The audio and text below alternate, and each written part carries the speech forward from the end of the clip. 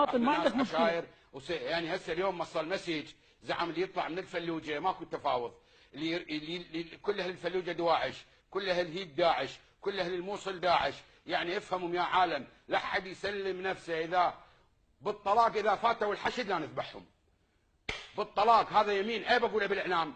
انت المسج مالك جاي يقول يعني اهل الفلوجه اذا طلعوا ترى نقضبهم ونذبحهم على السيطرات، واللي يقف وياكم ونتعاون وياكم هذا هم راسه مطلوب لنا كعشائريين. سامي العسكري برلماني سابق مو صاحب قرار يا اخي. انا اقول لك شغله واحده، انا اريد اقول لك شغله استاذ محمد. يعني اليوم انا رايح باتجاه الاقليم، اريد اسوي الاقليم، انا منين اجيب شباب يحرسون الاقليم؟ اذا ابو الشباب 17 18 19 20 سنه جاي يسلمونه للحشد، الحشد يذبحه، انا من اريد اصير الاقليم منين اجيب حرس حدود؟ وش لك بالاقليم اذا انت عراقي؟ شلون؟ انت عراقي شنك بالاقليم؟ لا اريد الاقليم، مو شريكي المقابل اذا تسمع شو يقول لك؟ فلوجه داعش، موصل داعش، انتم داعش، والمالكي خوش ادمي واحنا مو زينين، والمرجعيه مقدسه، وقال المنصه ورجعنا المظاهرات زين. المظاهرات خطيه، انا ما وقفت. البلد راح بالرجلين، وشبابنا اهل الجنوب راح يروحون ودا يضحكون عليهم بحجه الدين وعلى ذولي دواعش وذولي كذا، ودير بالكم.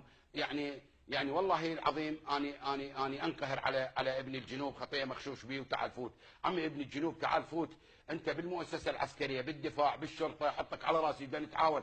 قلنا له الرمادي، قلنا لهم اسمعوا اذا فاتوا الجيش والشرطه تعاونوا وياهم.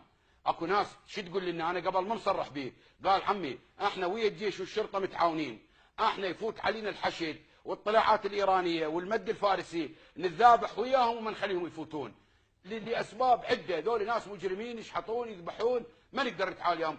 تقول لي انا انطيك ضمان يفوتون الجيش والشرطه؟ والله العظيم لفوت انا وياهم بالمتقدم ويا الجيش والشرطه، مسؤول عن كلامي انا. باكر افوت على الفلوجه، انطيني جيش نظامي مضبوط افوت على الفلوجه وانا مسؤول عن كلامي، واطلع الداعش وحد واللي البريء وحد، بس تتشكل لجنه مضبوطه. ناس اقول لك متطوع.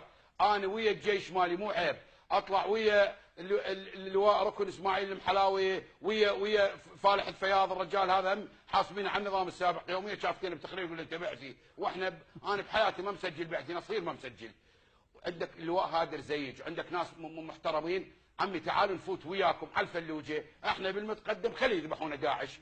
قالوا لا، اضربوا بالمدفعيه، استخدم الارض المحروقه، ذب البراميل مال حفوظ حافظ الاسد بشوري ومال ايران واطلاعات، ويجوا يضحكون على العالم.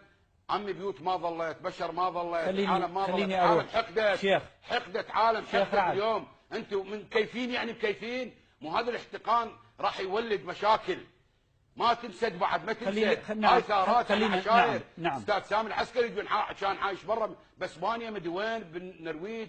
احنا اليوم عشائر ما نقبل.